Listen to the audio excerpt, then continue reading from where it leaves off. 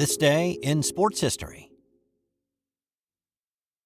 It's January 31st, and on this day in 1970, Pete Maravich became the all-time scoring leader in NCAA basketball history. Pete Maravich was a bit of a basketball vagabond in his teenage years. He didn't have much choice in the matter, really. He grew up in Aliquippa, Pennsylvania, but when his dad, Press, got the head coaching job at Clemson, it was a move to South Carolina. And then Press joined the staff at NC State, so it was a move to North Carolina. In the hopes that Press could lure his son to play in Baton Rouge, LSU hired Press in 1966. Now, Pete really wanted to go to West Virginia, but after his dad promised him a car if he signed with the Tigers, Pete decided to go south. Since it was still mandated for freshmen to sit out, Pete only had 3 years on the varsity. From his first shot as a sophomore, Pete had his sights set on Oscar Robertson's NCAA scoring record of 2,973 points. After averaging 44 points a game in his first 2 years, he started his senior season needing 687 points to break the Big O's mark. Well, on this night, his LSU Tigers were playing at home against Ole Miss, and Maravich needed 41 to claim the record for himself. He scored 25 in the first half, tied the record midway through the second half, but then he spent the next 6 minutes looking for a bucket to put him over the top. For Pete. He's going to try a 28-footer. It's in and out. No good. It won't go in the hole. Maravich has missed like 5 straight shots now. Here they come again. 93-76. LSU leading. It's to Pete. A 21-footer. The game was stopped at that point. His teammates hoisted him on their shoulders and carried him around the court for a few moments. The game continued, and he finished with 53 points on the night in a 109-86 win over the Rebels. Now, after this one, Pete reflected on passing Oscar in the record books.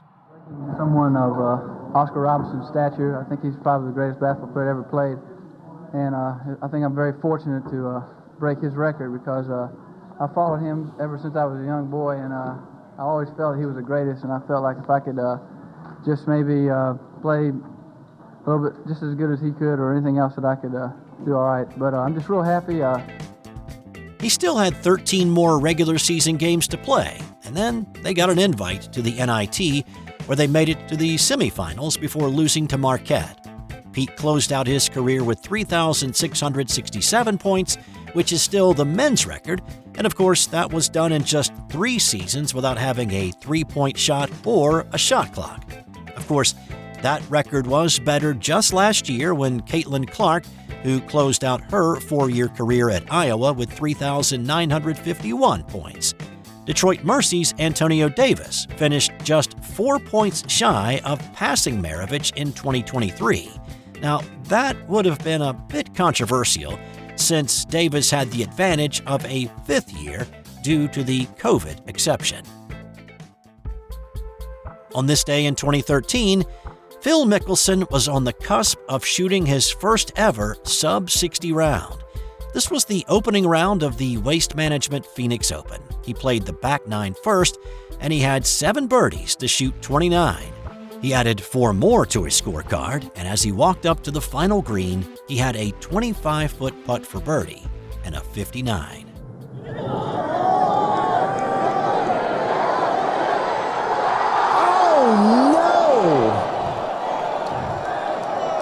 Oh my goodness!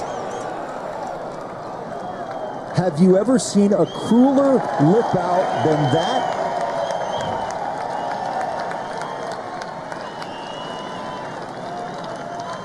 As painful a 60 as you're ever going to see. Golf is a cruel mistress. Mickelson's putt horseshoed around the cup and rolled a couple of inches back towards him.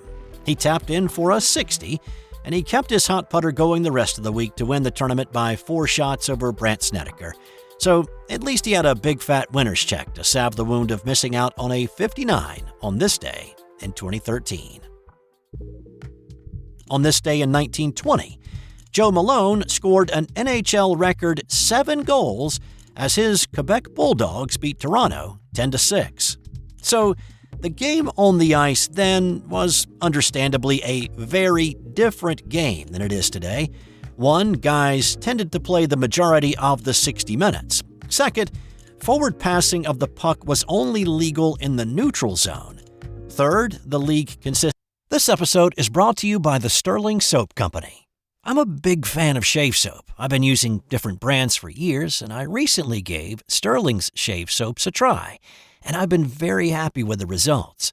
Sterling's shave soaps give you a great lather and a frictionless feel that allows the razor to glide right over the skin for a super close shave.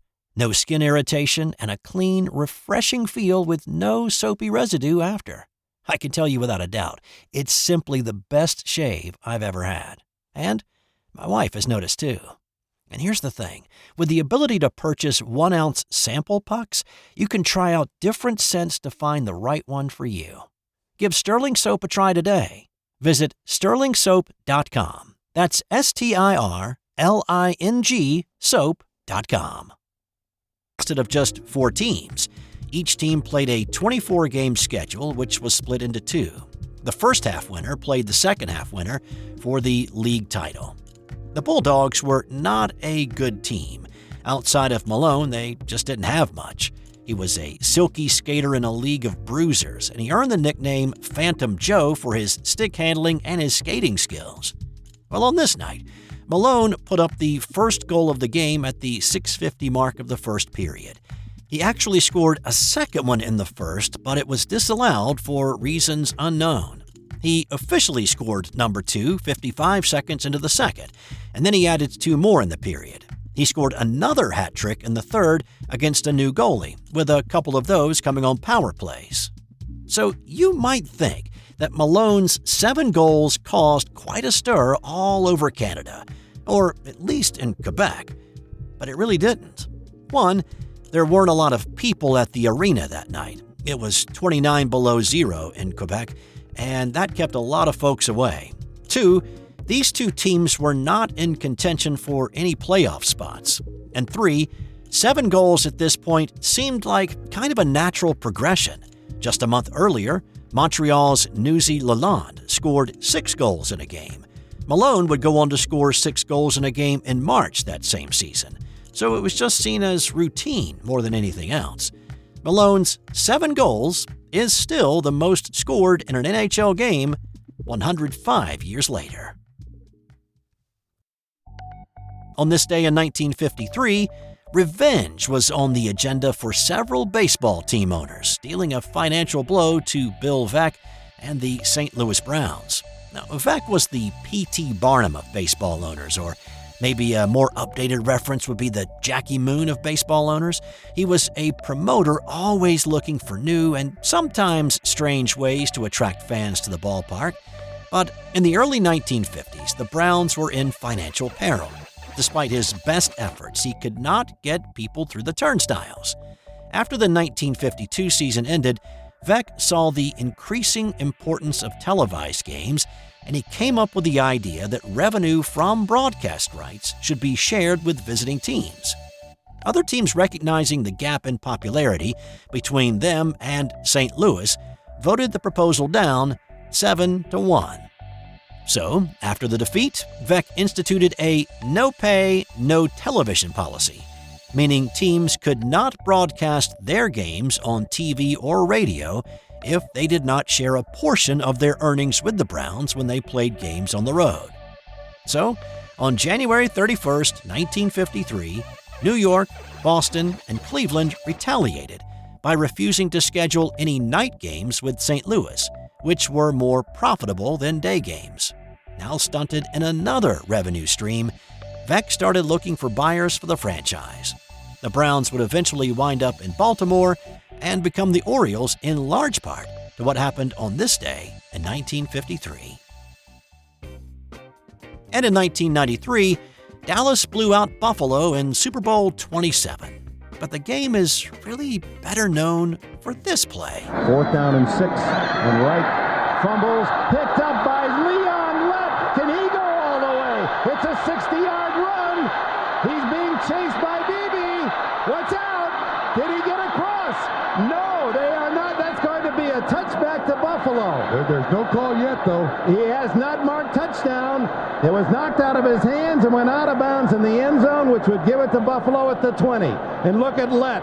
If they call that a no touchdown, he's going to dig a hole and crawl out of this place from there. He's going to need a big hole. It had no effect on the final score, really, with the Cowboys winning 52-17, easily covering the 6.5-point spread.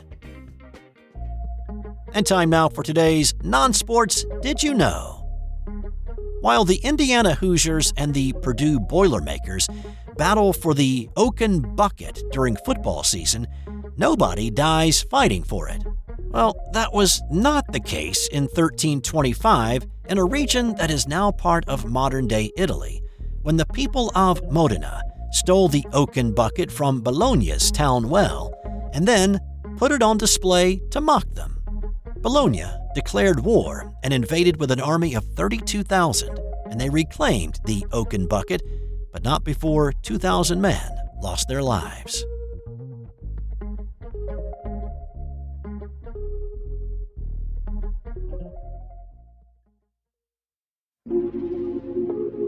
This has been an original Thrive Suite production.